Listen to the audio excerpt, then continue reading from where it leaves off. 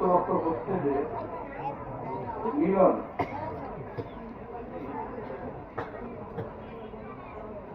ওরস শব্দের প্রকৃত অর্থ হচ্ছে মিলন।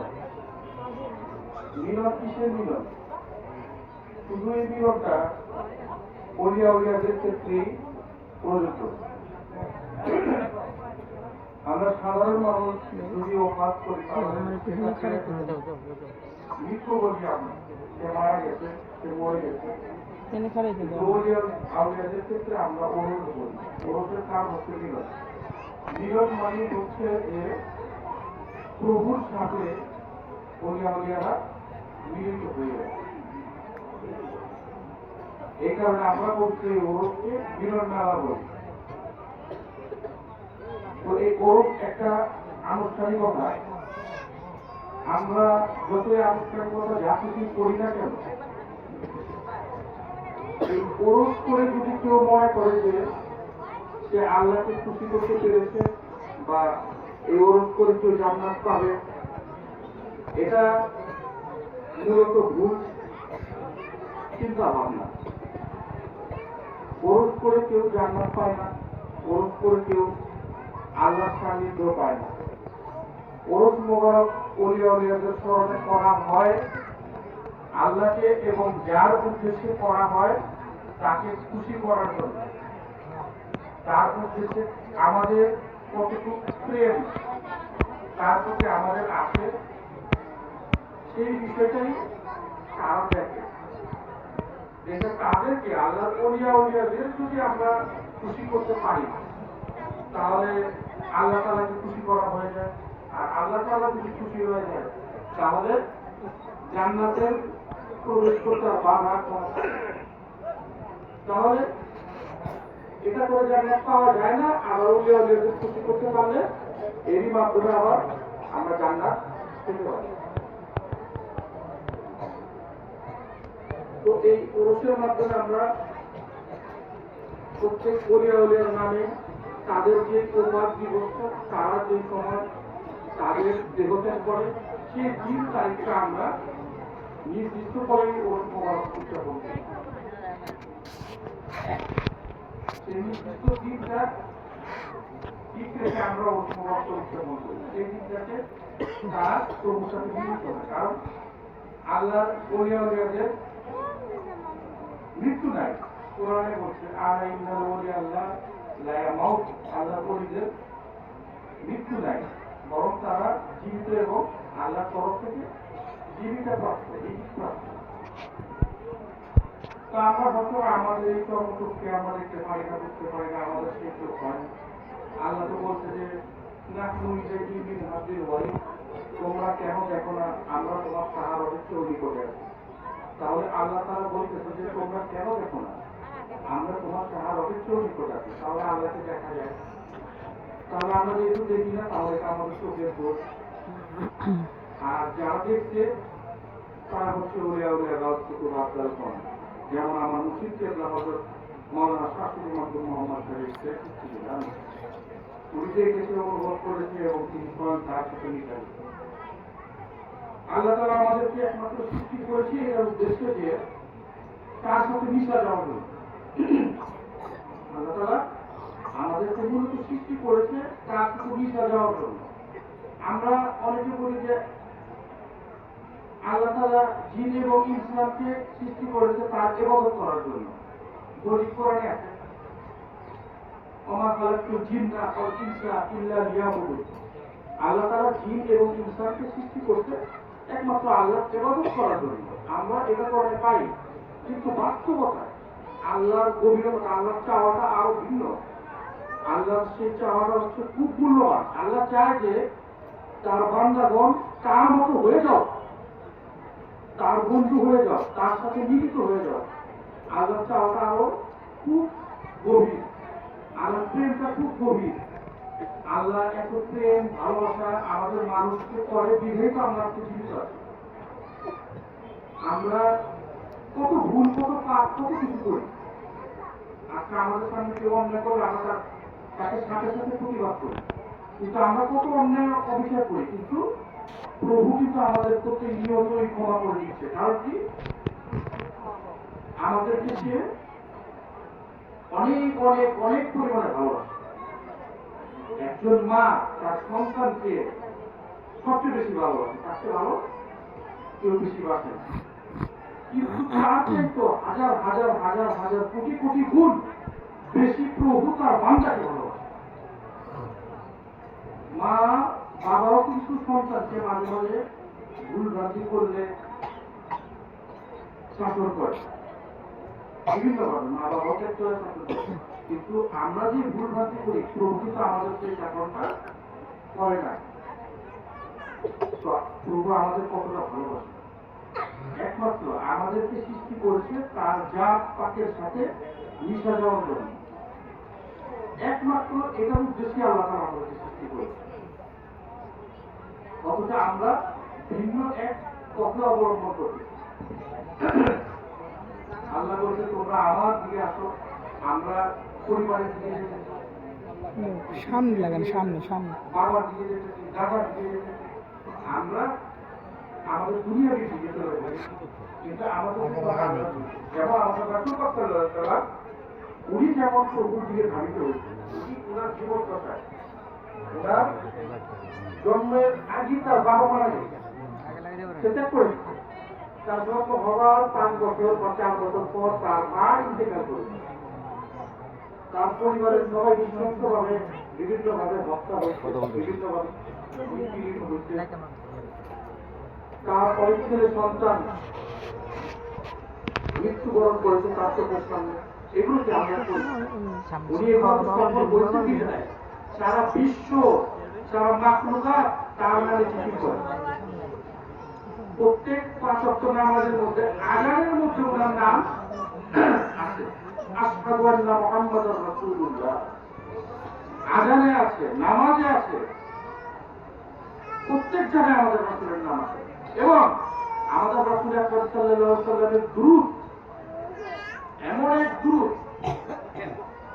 যেই দুরূদ সমস্ত মাখলুকাত পাঠ করে, শুধু আমরা মানুষটা, শুধু আমরা মানুষটা, সমস্ত মাখলুকাত, পৃথিবীর মধ্যে যত প্রকার জীব জন্তু, পশু পাখি, বৃক্ষরাজি, লতা পাতা যা কিছুই আছে না কেন, 70 গজ মাটির নিচে যদি এমন কোন কীট পতঙ্গ থেকে থাকে যাকে আমরা খালি চোখে দেখতেও পারি না, সেই কীট পতঙ্গ পর্যন্ত রাসূলের নামে দুরূদ শরীফ পাঠ করে, যেটা আমরা কত হচ্ছে। কেন তার এরকম মর্যাদা হলো? এই মর্যাদার অধিকারী কেন উনি হলো? এই মর্যাদার অধিকারী হওয়ার একটাই কারণ যে আল্লাহ তাআলা প্রভু তাকে যে রাস্তায় যেতে বলছে, উনি জন্মলগ্ন থেকে সেই রাস্তায় ভিতরে সে আমাদেরকেও সেই রাস্তায় যাওয়ার কথা বলেছে। অথচ আমরা আমাদের রাস্তা ভিতর করে ফেলছি, আমরা আমাদের রাস্তা পাল্টে ফেলছি, যার কারণে আজকে আমরা ওই যে আমাদের চর্মচক্ষে আল্লাহকে দেখতে পারি না, ফেরেশতাদেরকে দেখতে পারি না। আল্লাহ বলছে না, না হুম ইলাইহি বিল নয়, তোমরা কেন দেখো না, আমরা তোমার সার অনেক চুরি করে আছি। সে কেন দেখি না? আমাদের রাস্তা ভিন্ন হয়ে গেছে। কেন ভিন্ন হচ্ছে? এটা দোষ একমাত্র আমাদের। আমরা যদি কোনো কামেল মুর্শিদের কাছে বায়াত গ্রহণ করার জন্য যাই, সেই মুর্শিদের কোনো দোষ নাই, এটা যার যার নিজস্ব ব্যক্তিগত দোষ। কিন্তু আমরা দোষ মুর্শিদকে, এটা আমাদের ভুল ধারণা, এটা আমাদের নিতান্তই ভুল ধারণা। কিন্তু আল্লাহ যে রাস্তাতে, রাসূল যে রাস্তাতে যেতে বলছে, যে রাস্তায় যেতে এবং আমাদের যে রাস্তা যাওয়া উচিত, সেই রাস্তায় যাওয়ার জন্য কামেল মুর্শিদের কাছে অবশ্যই যেতে হবে এবং তার হাতে হাত দিয়ে বায়াত গ্রহণ করতে হবে, ইসলাম ধর্ম গ্রহণ করতে হবে।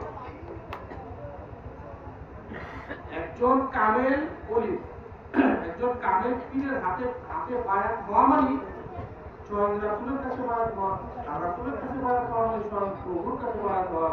এটা আমার মুখের কথা না, পবিত্র কোরআনের কথা।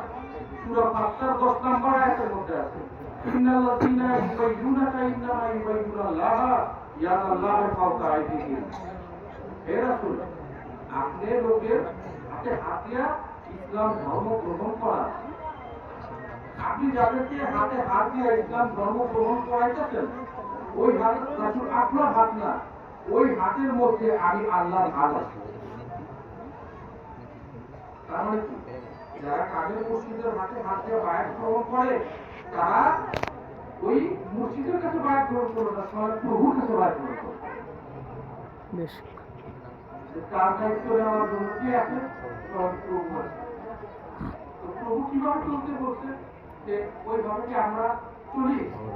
যদি আমরা লক্ষ লক্ষ মানুষ, অনেক দরবার শরীফ আছে, চন্দ্রপাড়াগণ, আটকুশিগণ, তারপর আমাদের পালুঘাট দরবার শরীফের কথা বলেন, সুরেশ্বর দরবার শরীফের কথা বলেন, জাহানবাগ শরীফের কথা বলেন, যত দরবার শরীফ আছে লক্ষ লক্ষ মরিদান আছে। লক্ষ লক্ষ মরিদান থাকতে পারে, কিন্তু সবাই তো আর ওই রাস্তায় যেতে পারে না। কিছু কিছু মানুষ দুনিয়াবি ঘেরা আছে, যার কারণে ওই পথে ধাবিত হতে পারে না। আল্লাহর রাস্তায় যেতে হলে মুর্শিদের কামের মুর্শিদের দুই একজন মুরিদ তারা কামিয়াবি হাসিল করে, সবাই করতে পারে না। কিন্তু যদি সবার চেষ্টা ওই দুই একজনের মতো থাকে, তাহলে তারাও কামিয়াবি হাসিল করবে। যেমন যেমন আমাদের নিজামুদ্দিন আউলিয়া সাহেব এবং আলাদুল্লাহ সাহেব রহমতুল্লাহ, এই দুইজন একই পীরের কাছে বায়াত গ্রহণ করে, দুইজন তরিকা হয়। বাবা শেখ ফরিদ গাজী সাহেব রহমতুল্লাহ, ওনার কাছ থেকে ওনার যে দুইজন বাইরে, দুইজন কামিয়াবি, দুইজন ওইরকম রাস্তায় গেছে, দুইজন বাইরে। যদি ওইরকম 100 জন ওই রাস্তায় ধাবিত হতো, তাহলে 100 জন কামেল আউলিয়া হবে, বুঝছো না? যেমন আমাদের শাহজালাল রহমতুল্লাহ আলাইহি বাংলাদেশে যখন আগমন করে, উনার সাথে 360 জন আউলিয়া ছিল। এতগুলো আউলিয়া ওনার সাথে করতে পারে, তারা ওই রাস্তায় ছিল 360 আউলিয়া। আমরাও যারা কামেল মুর্শিদের কাছে হাতে হাতে বায়াত গ্রহণ করি, আমরা যদি সেই সঠিক পথে ধাবিত হতে পারি, তাহলে আমরাও এরকম 360 জন আউলিয়ার মতো ক্ষমতা রাখবো। কিন্তু আমরা অনেকে তরিকতে যারা সঠিক পথের সন্ধান পায়, আবার অনেক মানুষ আছে, বেশিরভাগ মানুষ তরিকতের মধ্যে ধাবিত হয়ে পথভ্রষ্ট হয়ে যায়। বেশিরভাগ বর্তমান সমাজে পথভ্রষ্ট হওয়ার কথা বলে দেখতেছি বেশি, এই ধরনের পরিস্থিতির শিকারী হতে চলেছে। যার কারণে বর্তমান আমাদের দেশের যে পরিস্থিতি আপনারা সবাই জানেন, গ্রামগঞ্জ সারা বাংলাদেশ জানে, অনেক অনেক মাজারকে ধ্বংস করে দেওয়া হচ্ছে, ভাঙা দেওয়া হচ্ছে, হচ্ছে না? এই মাজারগুলোকে যে ভিড়, তারা কি উলিয়া উলিয়া না? অবশ্যই তারা উলিয়া উলিয়া নন। তাদের এই মাজারকে ভেঙে দেওয়ার পিছনে তাদের কি কোনো কর্ম ছিল, দস্তুটি ছিল? তারা তো তাদের কর্ম শেষ করে তারা সাহিত্য আছে সেই যায়, কিন্তু তাদের যে এই প্রতিষ্ঠানগুলো ভেঙে দেওয়া হচ্ছে, এটার জন্য একমাত্র দায়ী তারা। বর্তমান জামানার যত ভক্তবৃন্দ আছে তারা, তাদের কারণে আজকে মাজারে হামলা, মাজারে বিভিন্নভাবে লুটপাট হচ্ছে। তাদের অনিয়ম, তারা মাজারে বসে গাঁজা খাবে, মাজারে বসে নারী জড়িত কেলেঙ্কারিতে লিপ্ত থাকবে, ভাই বোন যারা আছে তাদেরকে যে কেলেঙ্কারিতে লিপ্ত থাকবে। যার কারণে এই সমস্ত কেলেঙ্কারির কারণে ওলিয়া উলিয়াদের উপরে চাপ আসছে। এটা কোনো ওলিয়াদের দোষ না, এটা ভক্তবৃন্দদের দোষ। এটার জন্য একমাত্র তারাই দায়ী যারা এই ধরনের কর্মকাণ্ডে লিপ্ত আছে, তাদের কারণে আজকে ওলিয়া উলিয়াদের এই মাজারের উপরে এই ধরনের হামলা হচ্ছে। ওলিয়া উলিয়া চাইলে এক নিমিষে তাদেরকে ধ্বংস করে দিতে পারে, তাদের কাছে কোনো ব্যাপার না। একজন আউলিয়ার কাছে কোটি কোটি লোক যদি তার মাজারে হামলা করে, একজন আউলিয়ার কাছে কোনো ব্যাপার না, তাদের সবাইকে ধ্বংস করে দেওয়া হবে। চিত্র রহমতুল্লাহ 92 লক্ষ মানুষকে মুসলমান বানিয়েছে। এশিয়া মহাদেশ হিসেবে যদি আমরা গণনা করি, 92 লক্ষ 92 কোটি মানুষ হবে মুসলমান। তো পর্যায়ক্রমে অনেক ওলিয়া উলিয়াগণ, আমরা যে আজকে মুসলমান নিজেদেরকে দাবি করতেছি, এটা সম্পূর্ণ সব ওলিয়া উলিয়াদের মাধ্যমে আমরা মুসলমান হচ্ছি। আমাদেরকে কোনো হাফেজ, কোন মাওলানা, কোন মুফতি, কোন মুহাদ্দিস তারা মুসলমান বানায়নি, বরঞ্চ তারা নিজেদের থেকে মুসলমান দাবি করতেছে। এটা উলিয়া উলিয়াদের কারণ। এশিয়া মহাদেশে ইসলাম ধর্ম আছে একটা মৈত্রী চুক্তি রহমতুল্লাহের মাধ্যমে।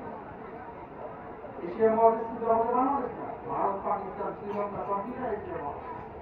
সেখানে ধর্ম আছে উলিয়া উলিয়াদের মাধ্যমে, শাহজালাল রহমতুল্লাহর মাধ্যমে, শাহপরান রহমতুল্লাহের মাধ্যমে।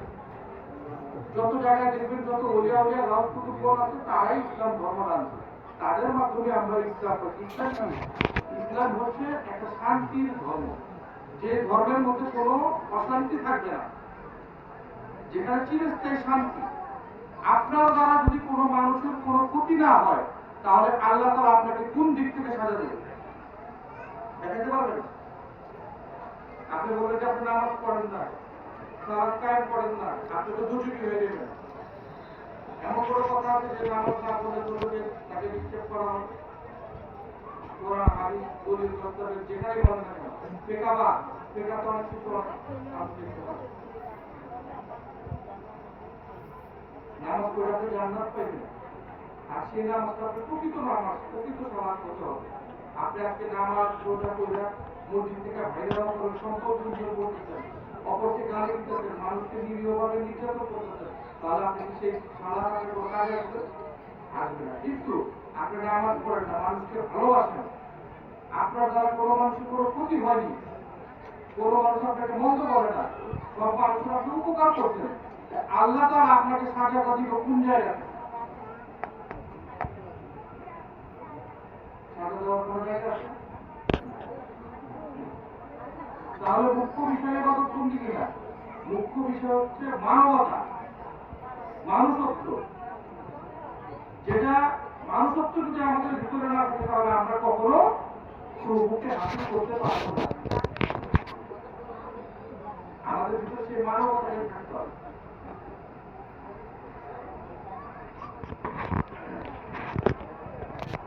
তো আমরা তরিকতে গিয়ে আমাদেরকে সবার খেয়াল রাখতে হবে, তরিকতে গিয়ে আমাদের মুর্শিদের থেকে কোনো বদনাম না হয়, আমরা ওই ধরনের কাজ করব। আমাদের মাধ্যমে যারা আসে তাদের মাধ্যমে মুর্শিদের নাম সুনাম অক্ষুণ্ণ হয়। আল্লাহ তখনই আল্লাহ ছিল না, আল্লাহ তখন আল্লাহ হচ্ছে যখন উনি আদম আলাইহিসসালামকে সৃষ্টি করতেন, তার বান্দাকে সৃষ্টি করতেন, তখন সে আল্লাহ হচ্ছে, প্রভু হচ্ছে।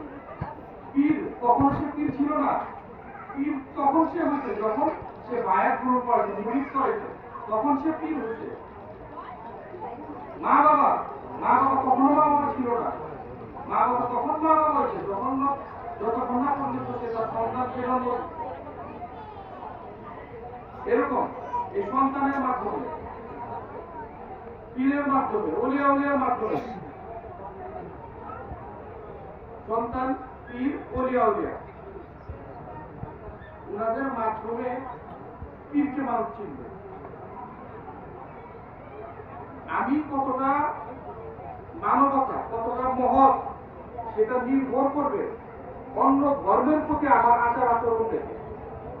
আমি কতটা মহান, কতটা মহৎ, সেটা নির্ভর করবে অন্য ধর্মের প্রতি আমার কতটুকু ভালো আচরণ আছে, এই আচরণের উপরে। একমাত্র এটার জন্যই মানুষ সত্য লাভ করে। আর মানুষ সত্য যে লাভ করে, সে তো মানুষ সত্য হয়েই যায়, প্রভুর সান্নিধ্যে হয়েই যায়। তারা কি দরকার করে? আজকে দেখেন অনেক জায়গায় একটি ভক্তকে বিভিন্ন কুটুবাক্য করা হয় না, ভক্তরা এই করতেছে, সেই করতেছে, অন্যায় করতেছে, সেই করতেছে। কেন বলতেছে? কারণ তারা এগুলো করতেছে, যার কারণে তারা বলতেছে এই কাজগুলো কেন করা হবে।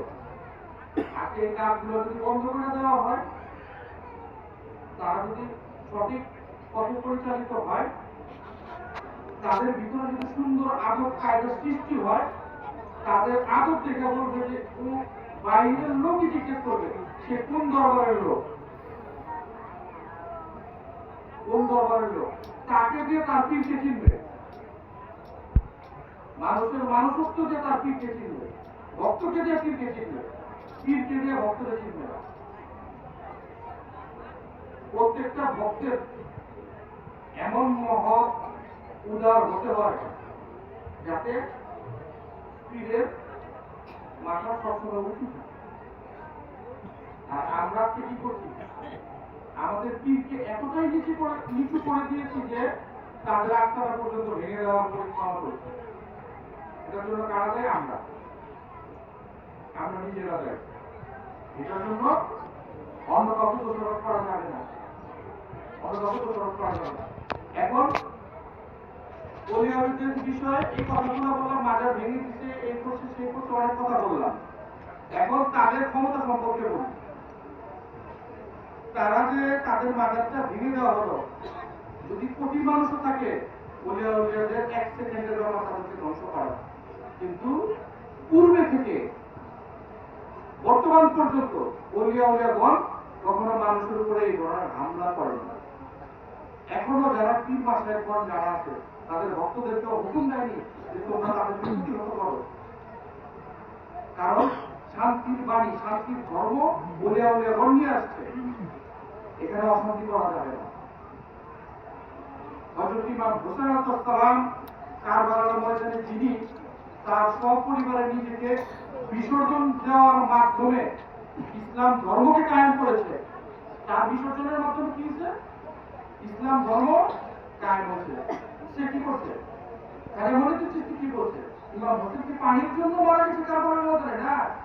আমি মঈনুদ্দিন যদি কারবালার ময়দানে উপস্থিত থাকতাম, আমার একটা টিপি যথেষ্ট, পানির নহর কারবালা থেকে বের হয়ে আসে। সৃষ্টি করছে যে আমি ইমাম হোসেনের গোলামের 14 খানদানের গোলাম, আমি ইমাম হোসেন কি পারতো না পানি খাওয়ার জন্য? পানির জন্য ইমাম হোসেন কারবালায় হত্যা হয়নি, পানি চাইছে ইমাম হোসেনের মুখে যাওয়ার জন্য, কিন্তু সেই সুযোগ ইমাম হোসেন দেয়নি। সৃষ্টি করছে জানে মান বানামে হোসেন মা নাম গোলামে গোলামানে। আমার জীবন ইমাম হোসেন আলাইহিস সালামের জন্য উৎসর্গিত, আমি তার গোলাম যে হযরত ইমাম হোসেন আলাইহিস সালামের গোলাম। তো উনি পানির জন্য নৃশংসভাবে হত্যা হয়নি কারবালার মধ্যে। তো এরকম আমাদের বুঝার অনেক ভুল আছে। তার মানে কি, উনার শহীদের পিছনে ইসলামের দাঁড়ায় থাকার একটা রাস্তা তৈরি হয়েছে। উনি যখন কারবালা শহীদ হয়েছে, ইসলাম তখন জাগ্রত হয়েছে। ইসলাম জিন্দা হতা है আর কারবালা के बाद।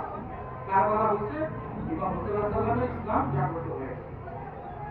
এরকম 52 সালের ভাষা আন্দোলনের মধ্যে সালাম, বরকত, রফিক, জব্বার, শহীদুল্লাহ যত মানুষ ভাষা আন্দোলন করছে, কি হত্যা করা হয়েছিল?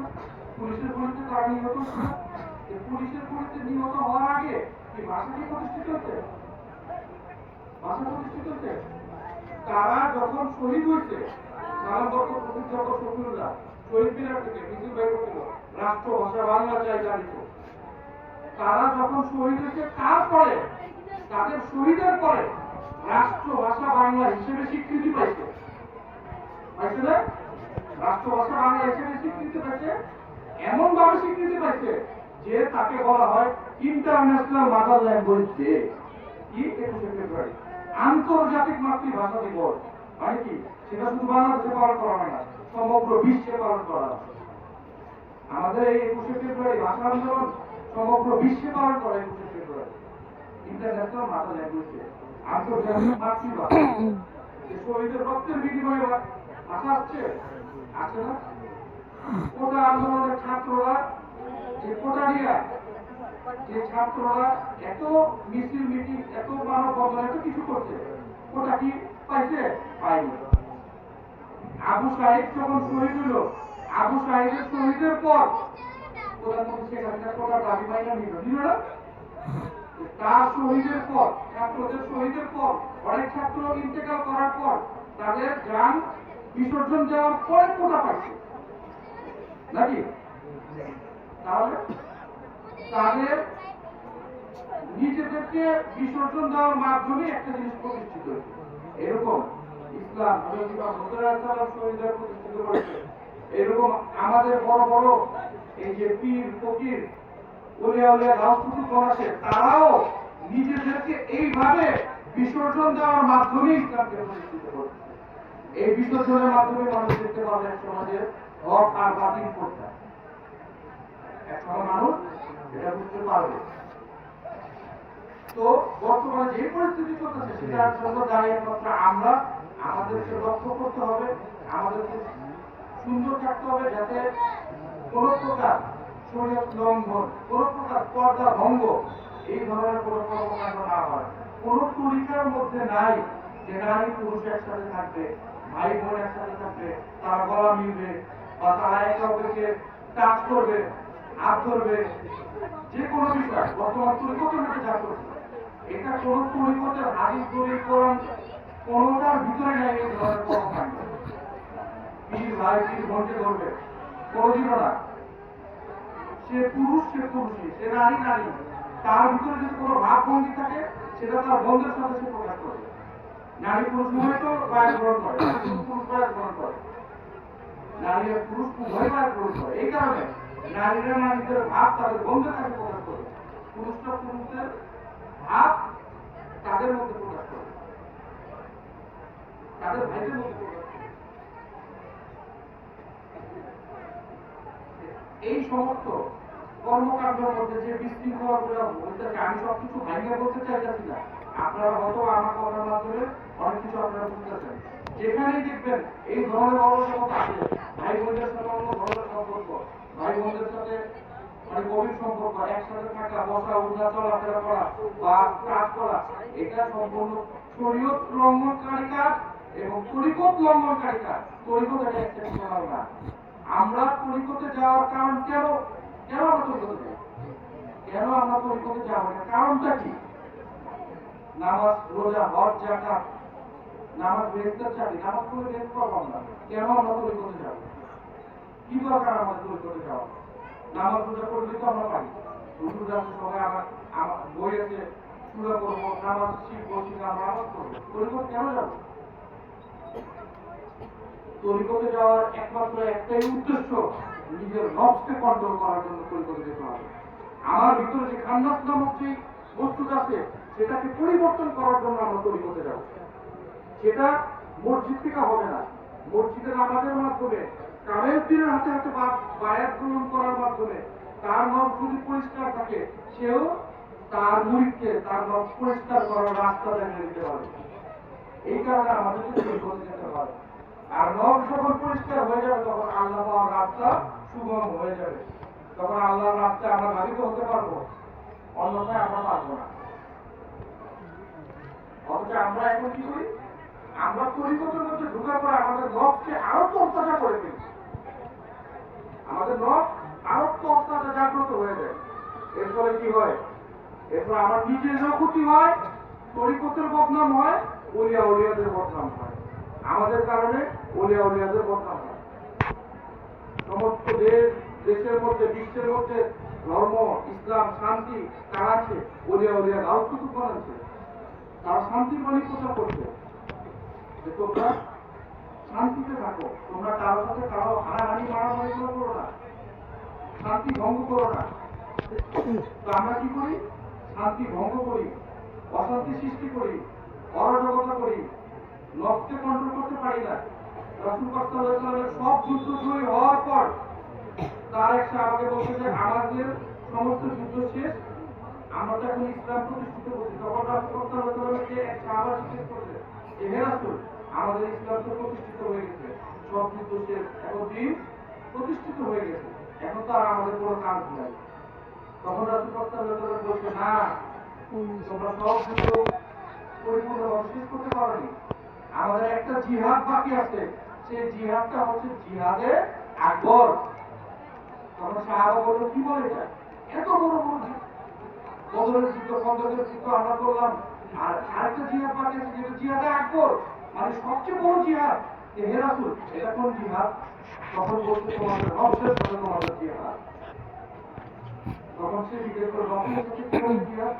তোমার মধ্যে নফস আছে, খান্নাস আছে, শয়তান আছে, তোমরা তাকে কন্ট্রোল করে তাকে দমন করতে হবে, তার সাথে যুদ্ধ করে তোমাকে জয়ী হতে হবে। তার সাথে যুদ্ধ করে জয়ী হওয়া সহজ কাজ নয়, অনেক কঠিন কাজ। তখন রাসূল সাল্লাল্লাহু আলাইহি ওয়াসাল্লামকে জিজ্ঞেস করলেন সাহাবী, হে রাসূল, তাহলে কি এই নখ আপনার মধ্যেও আছে? তখন রাসূল সাল্লাল্লাহু আলাইহি ওয়াসাল্লাম পুনরায় উত্তর দিল যে হ্যাঁ, এই নখ, এই খান্নাস আমার মধ্যেও ছিল, আমি তাকে আমার মুরিদ করে ফেলেছি। এইরকম প্রত্যেকটা খান্নাসকে মুরিদ করার জন্য ওলিয়া উলিয়াদের কাছে যেতে হয়। আর আমরা কি করি? সেখানে গিয়ে আমাদের নখকে আরো চর্চাকে করি, জাগ্রত করি। এটা সম্পূর্ণই শিরক বিদআত। আপনি এমন কোন কাজ করবেন না যাতে মানুষ আপনাকে ঢিল মারে। আমার মুর্শিদের কথা, আমার মুর্শিদ বলছে, তোমরা এমন কোন কাজ করো না যাতে লোক তোমাদেরকে ঢিল মারার সুযোগ পায়। তা আমরা কি করি? সে ঢিল মারার সুযোগ করে ঢিল মারতে কেন মারে? রোজে মারতে চলে গেছে। অথচ যারা কুকীর্তি করতেছে তাদের কিন্তু হচ্ছে না।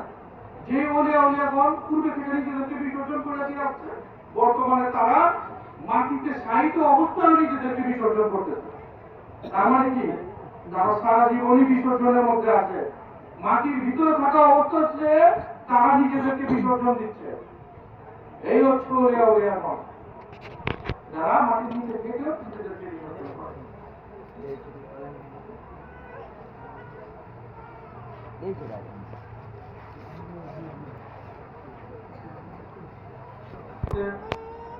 হুজুর পাক সাল্লাল্লাহু আলাইহি ওয়াসাল্লাম এবং ওলিয়া উলিয়াদের কাছে সাহায্য চাওয়া যাবে কিনা? এটা একটা অত্যন্ত সিম্পল, একটা সাধারণ ব্যাপার। হুজুর পাক সাল্লাল্লাহু আলাইহি ওয়াসাল্লাম যিনি কুল কায়নাতের মালিকই বলা যায়, যেহেতু আল্লাহ তাআলা বলছে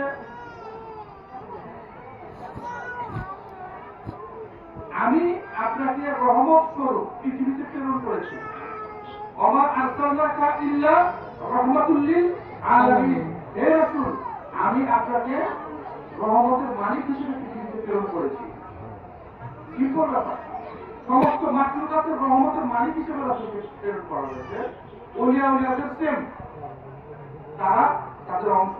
যে প্রশ্ন করা হচ্ছে তাদের কাছে কিছু চাওয়া যাবে কিনা, এই যে এই বিষয়টা যারা প্রশ্ন করে, একটা সাধারণ ব্যাপার আপনি চিন্তা করেন। আমরা কিন্তু প্রতিনিয়ত আমরা আমাদের ভাইয়ের কাছ থেকে, বোনদের কাছ থেকে, যে কোনো মানুষের কাছ থেকে, অনেকের কাছ থেকে আমরা কিন্তু চাই।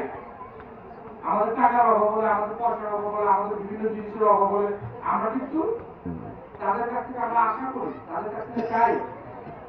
চাইলে কি আমরা শিরক করি? চাইলে কি আমাদেরকে আল্লাহর কাছে চাওয়া উচিত?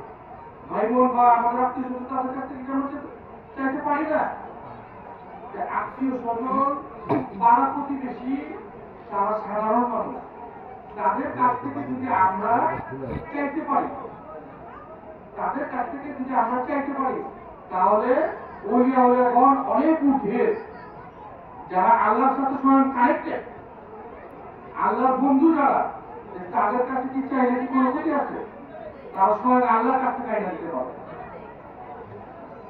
তাহলে এখানে কোনো শিরক আর বিদআত নাই। এখানে সূরা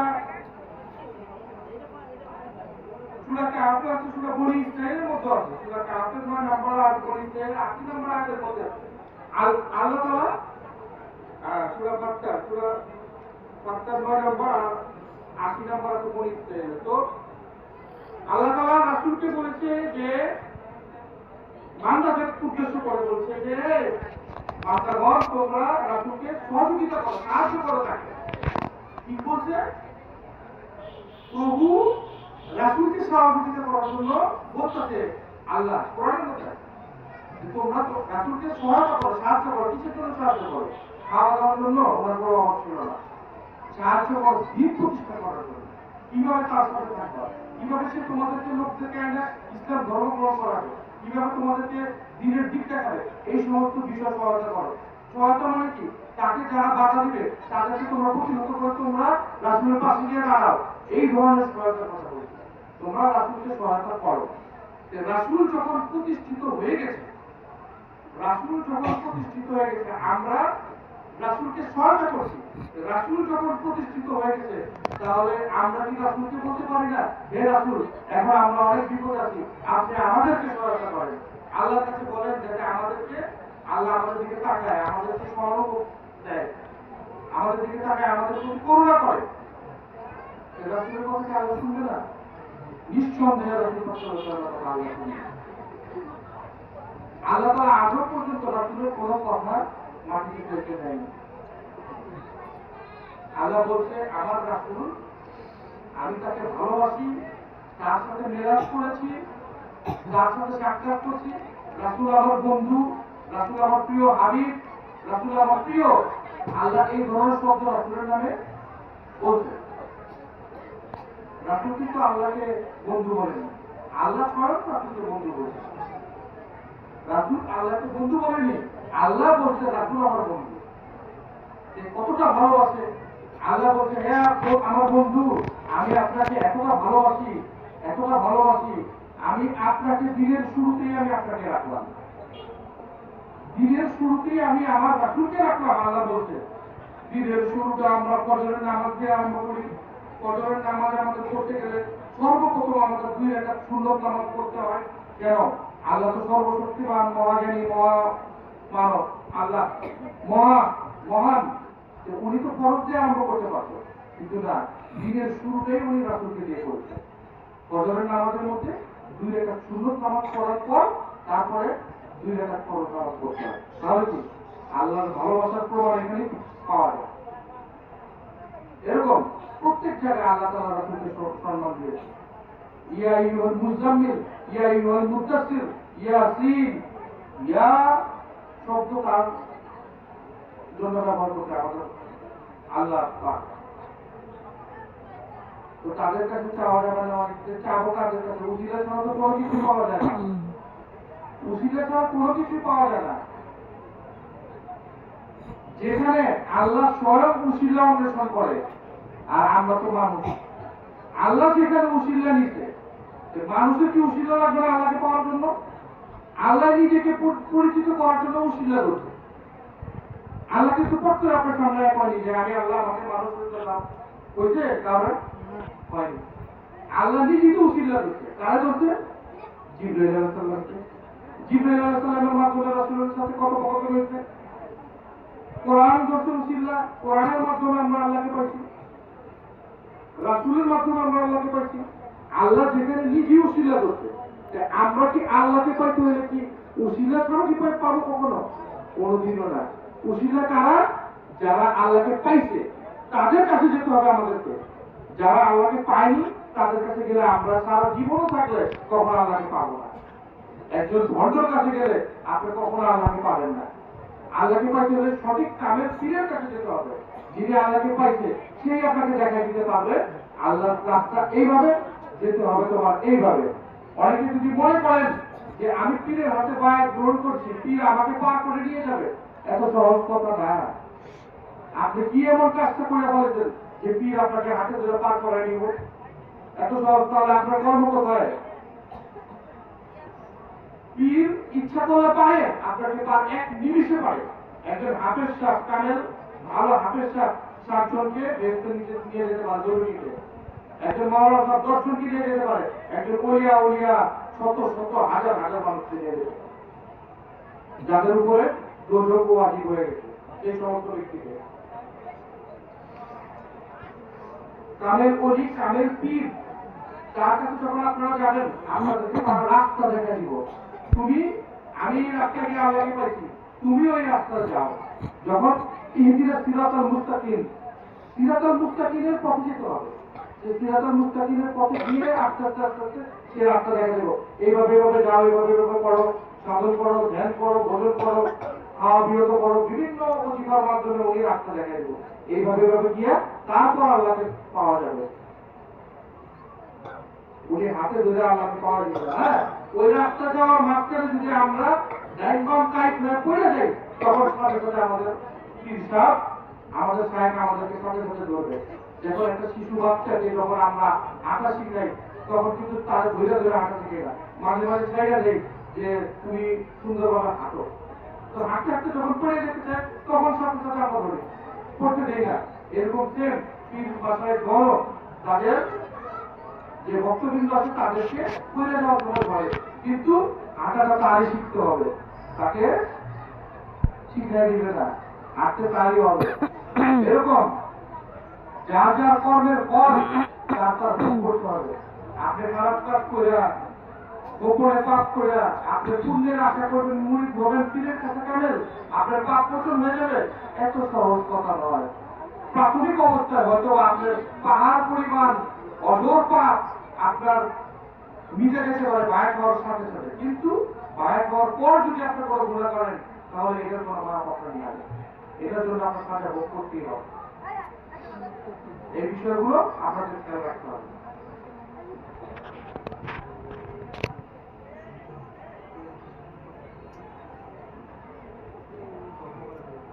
আমরা অনেকে সুফি পোশাক পরি, কমলা কালারের পোশাক পরি, সুফি টুপি পরি। আমাদের এই সুফি পোশাকটা এটা খুব মর্যাদাশীল পোশাক। এই পোশাকটা সুফিরা পরে, যারা ওলিয়া ওলিয়াগণ সুফিগণ এই ধরনের পোশাক পরে, গেরো পোশাক পরে, এক কাপড়ের পোশাক পরে, এক কালারের পোশাক পরে। এই পোশাকটা মর্যাদা অনেক অনেক উচ্চতর মর্যাদা। আমরা দেখা যাচ্ছে যে এই পোশাকের মর্যাদাটা আজকে হারিয়ে ফেলতেছি। আমাদের এই পোশাক পরে আমরা অনেক ধরনের অপকর্মে লিপ্ত হচ্ছি, যার কারণে সুফিদের উপরে একটা বদনাম সৃষ্টি হয়েছে।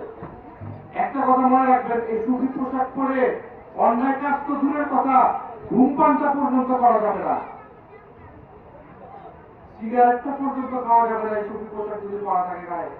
একটা কথা মনে রাখতে হবে, কারণ এটা সুফিদের মান শান মর্যাদা।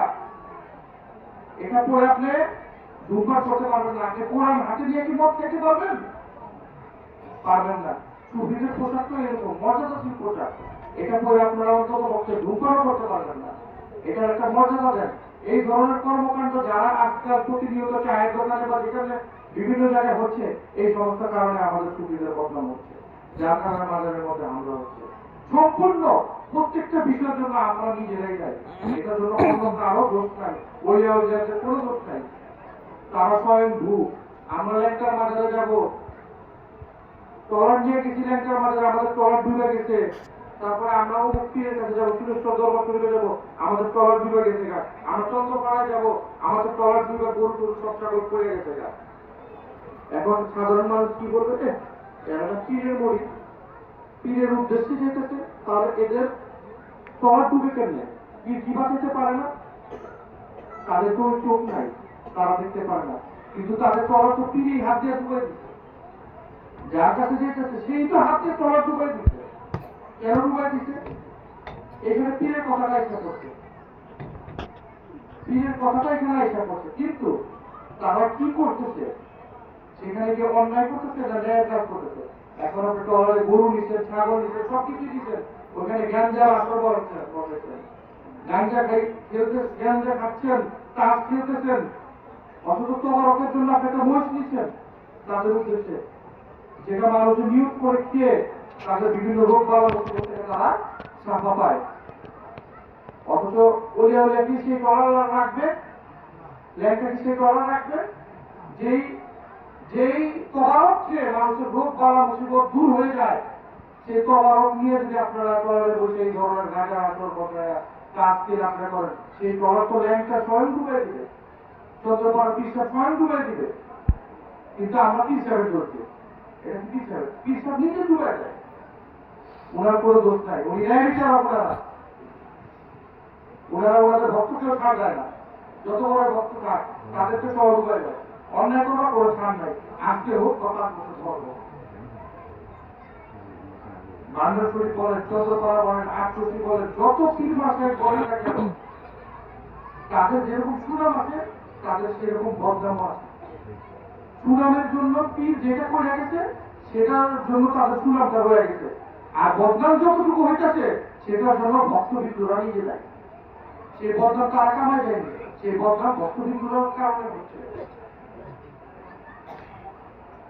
তো আমাদের সতর্ক থাকা দরকার, আমাদের খুব সতর্ক থাকা দরকার, যাতে পীর মাসায় উলিয়া উলিয়া ঘরের করে কোন প্রকার হামলা, কোন প্রকার কুবাক্য, এই ধরনের কোন চিন্তা ভাবনা না আছে।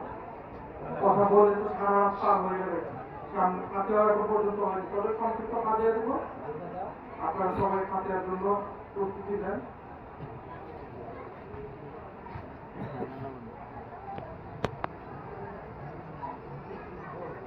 হ্যাঁ, একটা কথা আছে, আমরা কিন্তু যার হাদিসের মধ্যে সবাই ডুবে আছি, প্রত্যেকটা মানুষ আমরা যার হাদিসের মধ্যে ডুবে আছি, কিন্তু আমরা জানি না। যেমন আমাদের রাসূল পাক সাল্লাল্লাহু আলাইহি ওয়াসাল্লামকে নিয়ে অনেকে অনেক ধরনের কথা বলে, যে রাসূল পাক সাল্লাল্লাহু আলাইহি ওয়াসাল্লাম খুব কষ্টে দিন যাপন করছে, পেটে পাথর রাখছে, ক্ষুধা জ্বালায় 3 বেলা খায়নি, 7 দিন খায়নি, অনেক ধরনের অনেক কথা বলছে।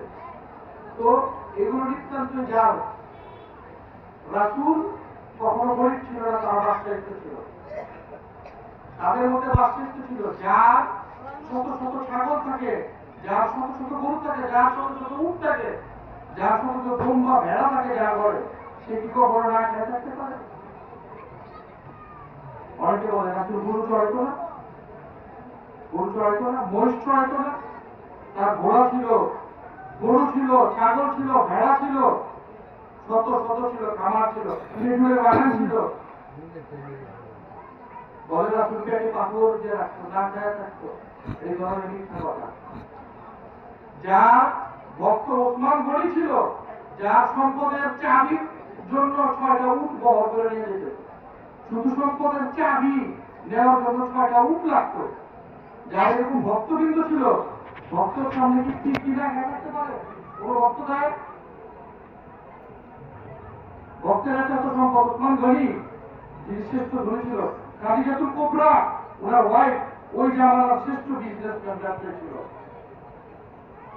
লক্ষ লক্ষ সম্পদ ছিল তার, পাহাড় পরিমাণ ধন সম্পদ ছিল। তাদেরকে রাসূল গরিব? আমরা এই ধরনের জাল হাদিসের মধ্যে ডুবে আছি। রাসূল কখনো গরিব না, এগুলো মিথ্যা কথা। পেটে পাথর, না খায় সেবা করতে না, না খায় ইমাম হোসেন হাসান তাদের জান্নাত থেকে পোশাক আসতো।